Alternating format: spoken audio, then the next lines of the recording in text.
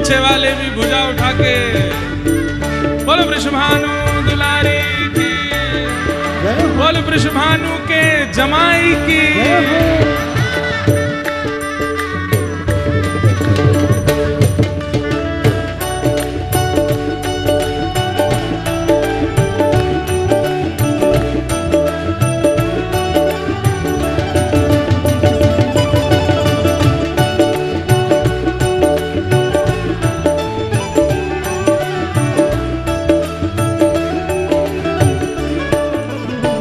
ओ मुझे दुनिया से नहीं लेना देना, मुझे दुनिया से नहीं लेना देना, हाँ मुझे दुनिया से नहीं लेना देना, मुझे दुनिया से नहीं लेना देना।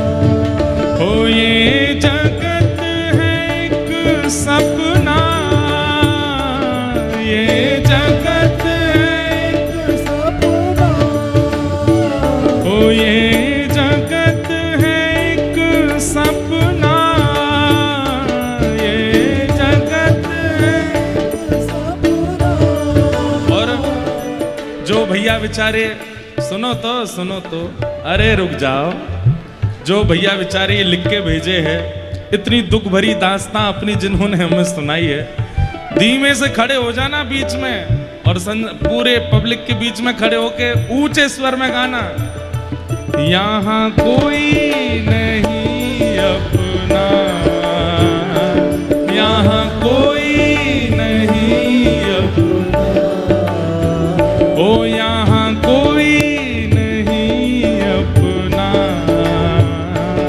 यहाँ कोई नहीं अपना। बस एक है हमारी, भुजा उठा के मेरी अपनी वृषभानु दुलारी, मेरी अपनी वृषभानु दुलारी, हे वृषभानु दुलारी, हे वृषभानु दुलारी, हे मेरी श्यामा प्यारी, श्री राधिका रानी, बरसाने वाली, बरसाने वाली, ओ वृषभानु दुलारी, वृषभानु दुलारी, मेरी अपनी वृषभानु दुलारी, मेरी अपनी वृषभानु दुलारी, ओ जहाँ विराजे राधा रानी, जहाँ विराजे ओ जहाँ विराजे श्यामा प्यारी, हो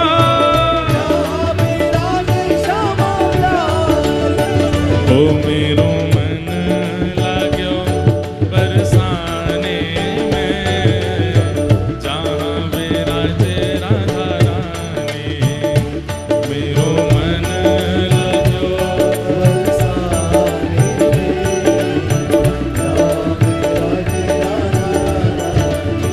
ओ मन हट्यो है दुनिया दारी से, मन हट्यो है,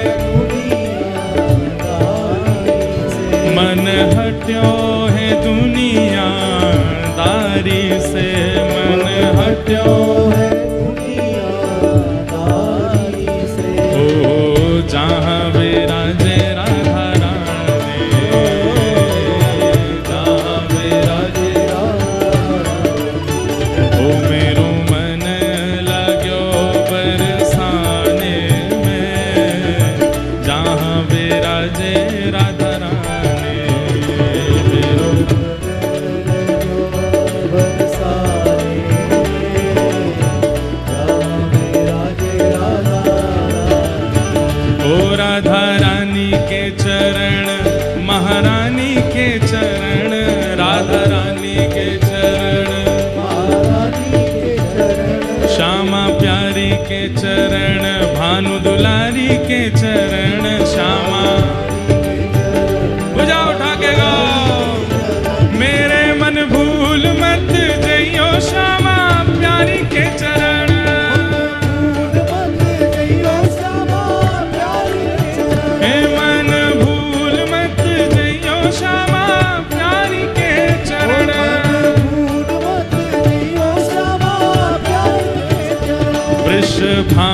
की किशोरी सुनी गैया होते भोरी, वृषभानु की किशोरी सुन गैया होते भोरी। हे वृषभानु की किशोरी, वो तो गैया होते भोरी, वृषभानु की किशोरी। गैया होते भोरी। हो प्रीत जान के हूँ थोड़ी तो है राख की शरण, प्रीत जान के हूँ थोड़ी तो है, राम की शरण। प्रीत जान के हूँ थोड़ी तो है राख की शरण। मेरे मन भूल मत जइयो राधा रानी के चरण, मन भूल मत जइयो भानु दुलारी के चरण। ओ जय राधे राधे, श्री राधे राधे, जय राधे राधे, श्री राधे राधे, जय राधे राधे, श्री राधे राधे, जय राधे राधे, श्री राधे राधे। गिरधर की प्यारी वृषभानु दुलारी, हे हमारी प्यारी जीवन उजियारी, जय राधे राधे, श्री राधे राधे, जय राधे राधे राधे, श्री राधे राधे, जय राधे राधे, श्री राधे राधे, जय जय श्री राम, जय जय श्री राम, जय जय श्री राधे। बल बरसाने वारी की विराज जाओ। मुझे दुनिया से नहीं लेना देना, मुझे दुनिया से नहीं लेना देना। हो ये जगत है एक सपना, ये जगत है एक सपना। भैया ये पंक्तियां नहीं है, भजन नहीं है, ये वास्तविकता है। जिस दिन समझ जाएंगे उस दिन निराश होना बंद हो जाएगा आपका। हमारी बात को अन्यथा मत लीजिएगा। इधर देखो, सब लोग बैठ जाओ, तुरंत बैठो। इधर देखो, पसीना आए गए हैं, हमको क्या, हमारे तो एसी लगे हैं। ध्यान से सुनो, यहां जितना श्रम आप कर लेंगे ना लाडली जी, फिर जीवन में उतने श्रम घटा देंगे। इसलिए यहां थोड़े थोड़े श्रम कर लो। जो थोड़ा श्रम न करते हुए कथा सुनते हैं ना, तप न करते हुए कथा सुनते हैं, तो ये समझ लेना चाहिए उनके जीवन में भी शेष बचे हैं फिर। इसलिए यहाँ थोड़ा थोड़ा तप कर लिया करो। बैठा नहीं जाए फिर भी बैठो, कोई आगे पीछे धक्का मारे फिर वो बैठ जाओ, पंखा की हवा नहीं आ रही, पसीना आ रहे हैं तो बैठ जाओ। हाँ, बेहोश बेहोश मत हो जाना, बस इतनी कृपा करना।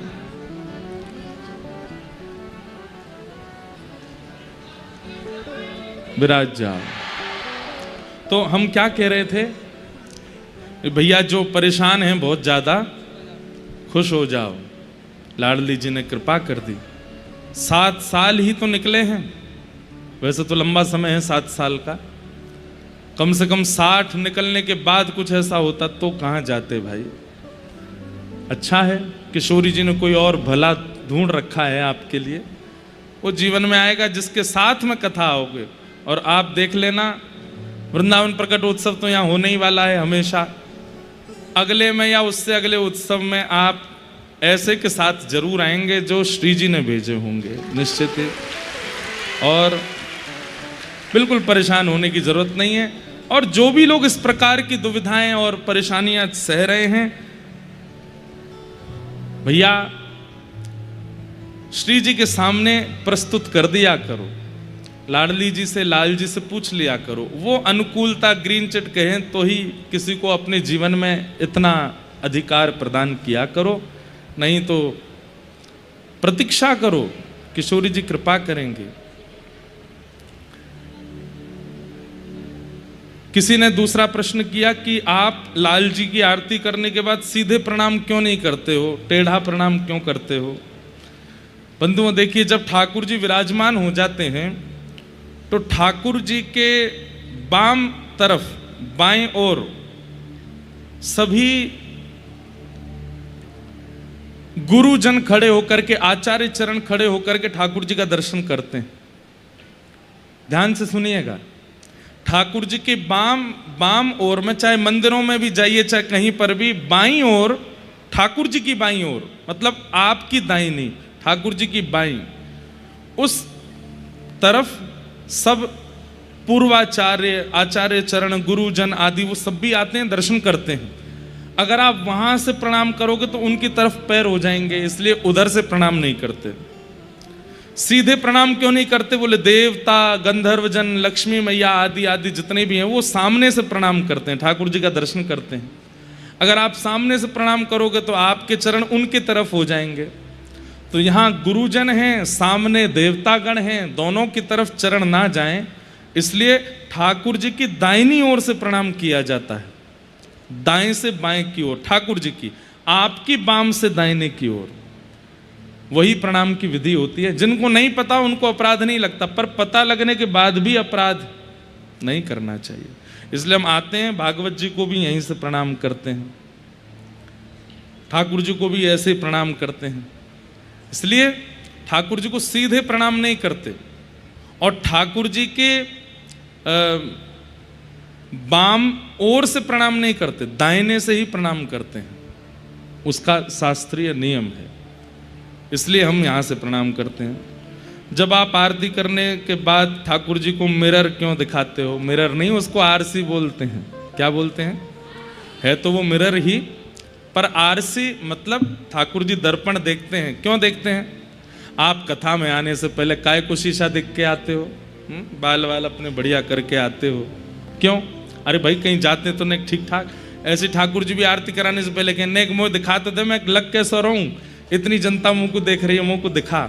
इसलिए ठाकुर जी को दर्पण दिखाते हैं, और फिर दर्पण अपनी ओर करके ठाकुर जी को उसमें देखते हैं, और फिर ठाकुर जी को कंफर्म करते हैं कि नहीं और लोग के बढ़िया लग रहे हो, तब कहते हैं अब कर मेरी आरती। एक भाव। दूसरा भाव, ठाकुर जी का जो श्री अंग है वो ठाकुर जी हैं, और जो श्रृंगार है वो किशोरी जी हैं। मुकुट से लेकर के पैर की पाजे तब जो भी ठाकुर जी धारण करते हैं सब किशोरी जी। तो ठाकुर जी यूं कह, मैं नेक मुंह को दिखा तो सही, आज किशोरी जी कितनी आई हैं मेरे ऊपर। तो ठाकुर जी जब प्रतिबिंब देखते हैं तो अपने श्रृंगार में किशोरी जी का दर्शन करते हैं। और दूसरी बात, प्रतिबिंब में हर चीज उल्टी हो जाती है। ठाकुर जी मुकुट पहनते हैं इधर, पर हमारी किशोरी जी सब कुछ धारण करती हैं, चूड़ामणि धारण करती हैं इधर। तो जैसे ही आप प्रतिबिंब ठाकुर जी को दिखाते हैं उसमें ठाकुर जी का प्रतिबिंब उल्टा, सब श्रृंगार विपरीत हो जाता है।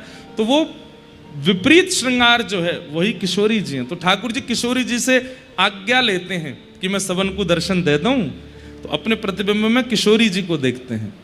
और अंतरंग रहस्यात्मक कई भाव हैं ठाकुर जी को आरसी दिखाने के, ये मुख्य भाव हैं, इनको आप सुन लीजिए। अब प्रश्न उत्तर सबको हम प्रणाम करते हैं, और बहुत सारे हैं, लेकिन ये विशेष भाव हैं। कल हम लोग बड़े प्रेम और भाव से ठाकुर जी वृंदावन आ गए हैं, ये लीला सुन रहे थे। बंधुओं एक बात हमारी ध्यान रखिएगा, कई लोगों का किशोरी जी के प्रति बहुत भाव है। अभी एक नया भाव शुरू हुआ है, उनको श्री जी के प्रति बहुत भाव है, परंतु ठाकुर जी के प्रति इतनी प्रीति नहीं। कईयों का ठाकुर जी के प्रति बहुत प्रेम है, श्री जी के प्रति इतना प्रेम नहीं। हमारे श्री राधा वल्लभ और हरिवंश परंपरा में श्री जी प्रधान हैं, पर इसका मतलब ये नहीं है कि ठाकुर जी को वो पीछे रखते हैं। वो ठाकुर जी को ही श्री जी मानते हैं, उनके लिए ठाकुर जी श्री जी भिन्न नहीं है, एक ही है। ये विरोध आप लोग अपने चित्त में मत लाया कीजिए। हाँ, हम ब्रजवासियों में एक विनोद भाव चलता है कि हम ठाकुर जी और श्री जी में दोनों में एक होड़ करवावे कि श्रेष्ठ कौन है, बड़ो कौन है, लीला कौन की ज्यादा विशेष है। पर एक स्थिति में जब आ जाओ तब आप ये कर सकते हो। अभी प्रारंभिक स्थिति में हो और हमेशा अपने आप को प्रारंभिक ही मानिएगा। आपने भक्ति में जिस दिन मान लिया कि अब मैं सेकंड स्टेज पर हूं, अब मैं थर्ड स्टेज पर हूं, अब मैं थोड़ा सामान्य से ऊपर उठ चुका हूं, उसी दिन भक्ति घटने लगेगी। कितनी भी आपको अनुभूतियां हो जाएं, कितने भी अनुभव हो जाएं, कितने भी आप कथाएं सुन लीजिए, कभी भी मन में यह भाव मत लाइएगा कि आप अब कुछ श्रेष्ठ हो चुके हो। अब ये लोग सामान्य हैं, इनके बीच बैठना मेरे लिए उचित नहीं है, मैं इस स्तर का नहीं हूं। ये जिस दिन भाव आया आपके चित्त में, उसी दिन आपकी भक्ति घटने लगेगी। लेकिन हमारी प्रार्थना है कम से कम लोग शंकर जी में, ठाकुर जी में भेद मानते हैं, नारायण में, कृष्ण में भेद मानते हैं, उन लोगों को तो हम समझाते ही हैं, पर प्रिया जी और ठाकुर जी में भेद मानने लगते हैं। ये बहुत बड़ा अपराध है भक्ति में, ये बात कभी नहीं करनी। एक प्रश्न ऐसा भी आया है कि हमको श्री जी का नाम बहुत प्रिय लगता है, पर हम वृंदावन में जाते हैं तो मंदिर में जब ठाकुर जी दिखते हैं तो मन बहुत पीड़ित होता है, श्री जी क्यों नहीं दिखती। अरे ये अपराध है, आप ऐसा कैसे कर सकते हो। आप श्री लाल जी में ही श्री जी का दर्शन करो। आप उनको देख करके ये भाव कैसे ला सकते हैं कि आप हटो श्री जी आओ, ऐसे भाव कैसे हो सकता है। ब्रज की एक बड़ी मधुर लीला है, मैं बहुत कम सुनाता हूं, चित्रा सखी का चरित्र। बरसाने के पास में गांव है चिकसौली, वहीं की श्री चित्रा सखी थी। कम से कम 4 साल से हमारी वहां की कथा पेंडिंग चल रही है, वहां अकिंचन सुनानी है हमको चित्रा जी को। चित्रा सखी जी के चरित्र में एक भाव आता है, लाल जी रोते रोते गए यशोदा मैया के पास। मैया बोली, लाला का भयो, काई को रो रो है। मैया देख मेरो हाथ कैसो सूज गयो पूरो। मैया बोली, अरे लाला तेरो हाथ के सूज गो। ठाकुर जी बोले, मैया भैया कछु स्वर वर कछु हो तो दे दो ने हल्को से। क्या बता रहा था मैं? हाँ, हाथ सूज गए। अब कुछ गाने का मन होता है ना, तो स्वर तो चाहिए थोड़ा। तो ठाकुर जी के हाथ सूज गए। मैया बोली, मेरे लाला को हाथ के सूज गो। ठाकुर जी बोले, मैया मेरो एक नयो सखा बनो है, तो वो मोते इतनो स्नेह करे, इतनो स्नेह करे, मैं जब बातें मिलूं तो मेरे गले ही लगो रेगो, और जैसे ही मैं वापस नंद भवन को आने लगूं तो मेरा हाथ पकड़ ले और मोते के, लाला मुझ दूर मत जा, मैं तेरे बगैर कैसे रहूंगो, मैं तेरे बिना रहना पाऊंगो। मैया बड़ी मुश्किल से बातें हाथ छुड़ा के आया हूं, मेरे कंगन करूला सब खींच ले, बात मेरा हाथ सूझ गो। मैया बोली, लाला सुन, कल ते तेरो बाहर जानो बंद, जो भी खेलना यहीं घर में खेल ले, कहीं नहीं जाएगो। ठाकुर जी बोले, ना बाहर तो जाऊंगो, मेरो मन ना लगे, मेरे और भी सखाएं उनते मिलवे जाऊंगो, खेलवे जाऊंगो। मैया बोली, बाहर जावेगो और बा सखाते तो डरो लग रहा है।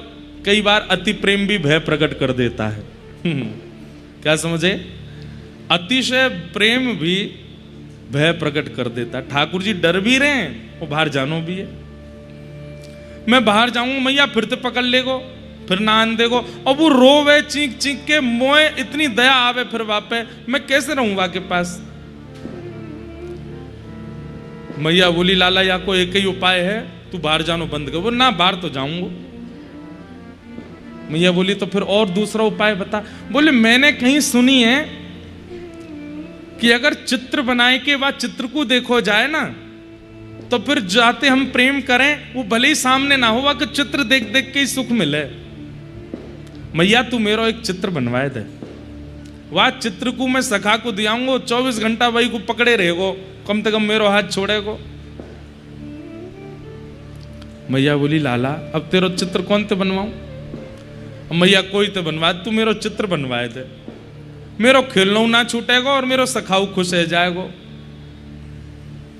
मैया बोली, ठीक है लाला, मैं देखूं कोई है चित्र बनाए वारी। तो कोई सखी आई, वहां से मैया बोली मेरे लाला को चित्र बनवाना है। अरे मैया तुम्हारे लाला को चित्र कौन बनाएगा? बोले क्यों? बोले हर दिना तुम्हारो लाला बदल जाए, आज जितनो सुंदर है कल वातने एक और सुंदर रह जाए।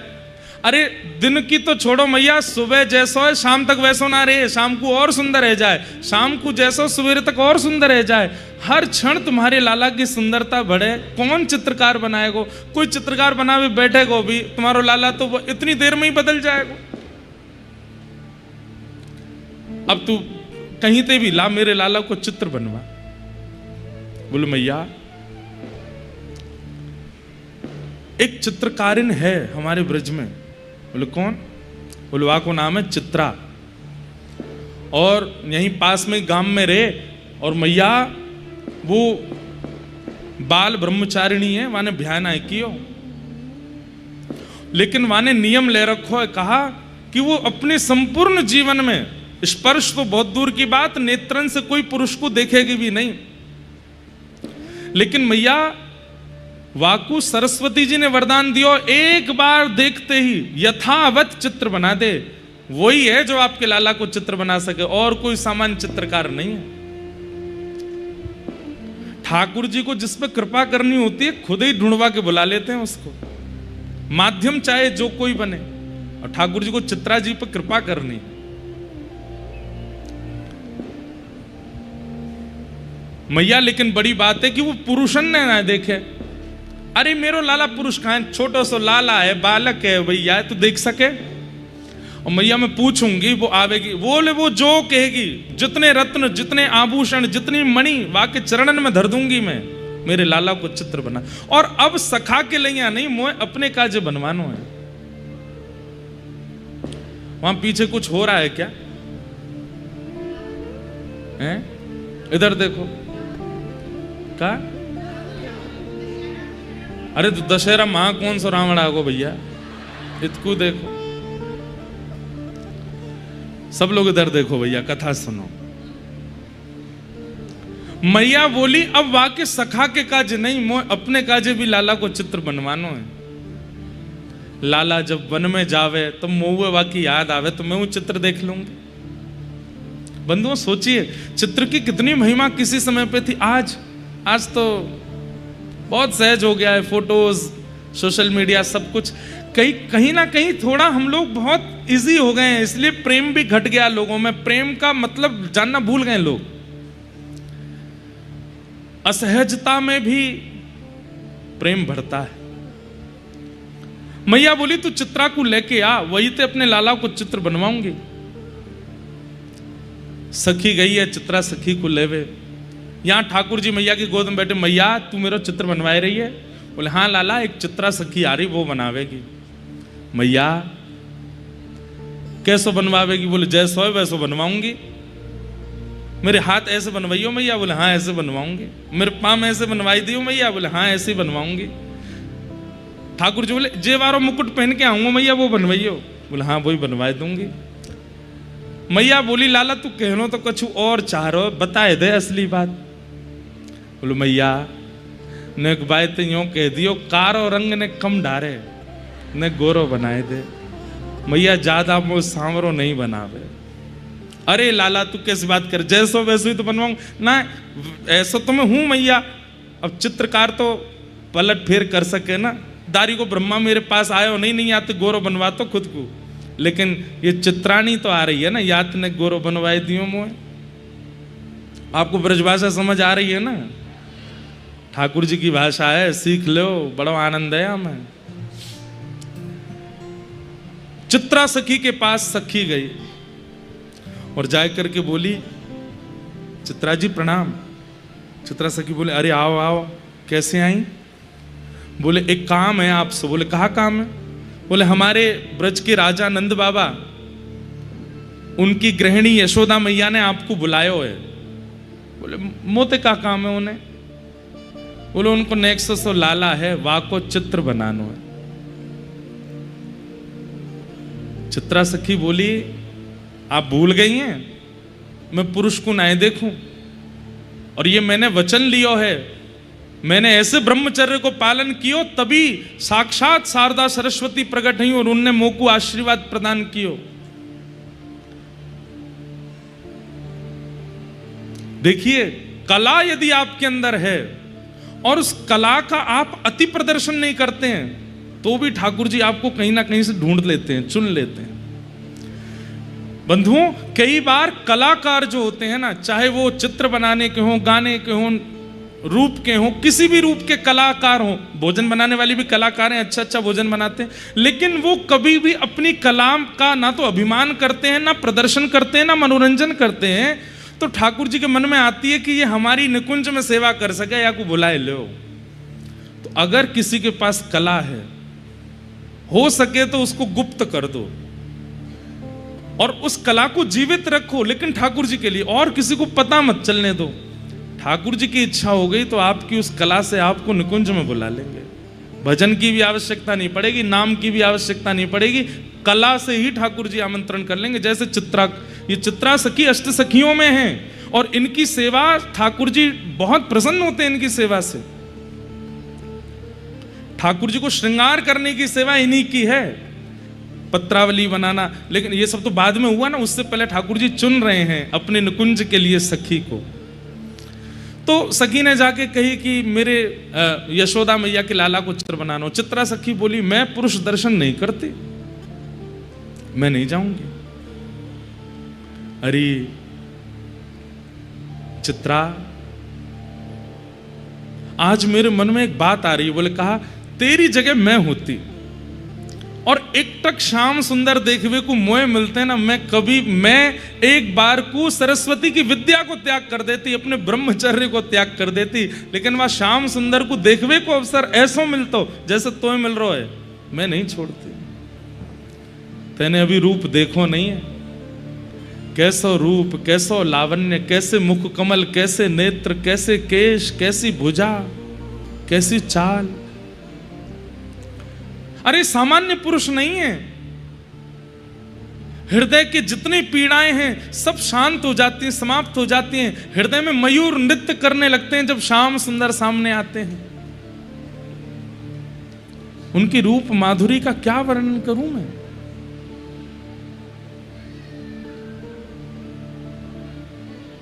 जादूवर, मीराबाई का पद है, जादूवर लागत है मोहे प्यारो, जादूवर लागत है मोहे प्यारो, जादूवर लागत है मोहे प्यारो, जादूगर लागत है मोहे प्यारो, जादूवर लागत है मोहे प्यारो, जादूगर लागत है मोहे प्यारो।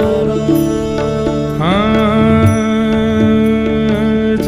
ढूंढ रहा हूं पद कहाँ है। लागत है मोहे प्यारो, जादूगर लागत है मोहे प्यारो, लागत है मोहे प्यारो, जादूगर लागत है मोहे प्यारो, जादूगर लागत है मोहे प्यारो, जादूगर लागत है मोहे प्यारो, जादूगर लागत है मोहे प्यारो, जादूगर लागत है मोहे प्यारो। कैसो है। जमुना तीर नित धेनु चरावे, यमुना तीर नित धेनु चरावे, यमुना तीर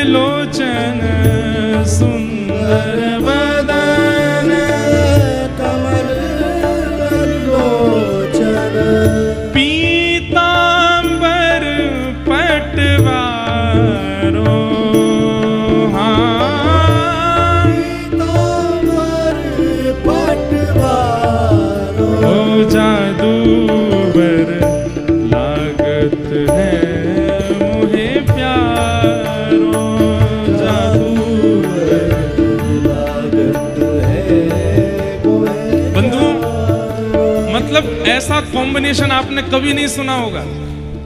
यमुना जी कारी, ठाकुर जी की गैया धौरी कारी, और वहां में श्याम सुंदर बीच में, और वो भी कारी कमरी पहने। मतलब दूर से देखवे वारे इनको तो बड़ा ध्यान लगाना पड़े तब जाकर के ठाकुर जी दिखाई दे। में कैसे पता चले श्याम सुंदर कौन है। इसलिए ठाकुर जी क्या करते हैं, गैयाओं की जो चरणों की रज है वो उड़ करके ठाकुर जी के मस्तक पर पत्रावली बना लेती है। तो नीला मुख है, लेकिन जब मिट्टी के से रंग की रज जाकर के ठाकुर जी के मुख से लगती है तो दूर से वैष्णव जब दर्शन करते हैं तो मुखमंडल दिख जाता है। पीतांबरी पहन करके ठाकुर जी अपने सुंदर रूप का प्रकाश कर देते हैं। पर ठाकुर जी कैसे, नीली यमुना, नीले स्वयं और नीली धौरी गैयान के बीच में चले, ऐसे लगे कोई जादूगर चल रहे हो। मीराबाई कहती है जादूगर, इनसे बड़ो जादूगर कोई नहीं है, सबसे बड़े जादूगर हो।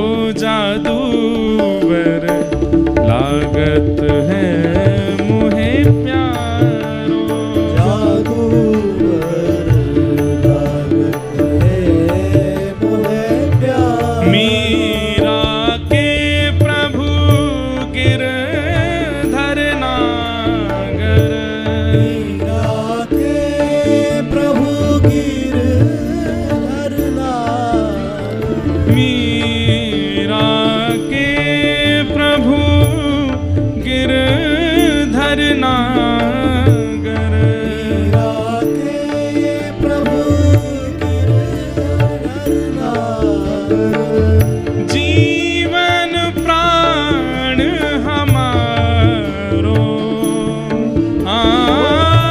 जीवन प्राण हमारो। ओ जादूवर लागत है मुहे प्यारो, जादूवर लागत है मुहे प्यारो, ओ जादूवर लागत है मुहे प्यारो। लागत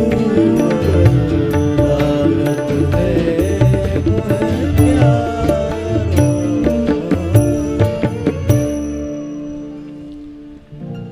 अद्भुत छवि है ठाकुर जी की।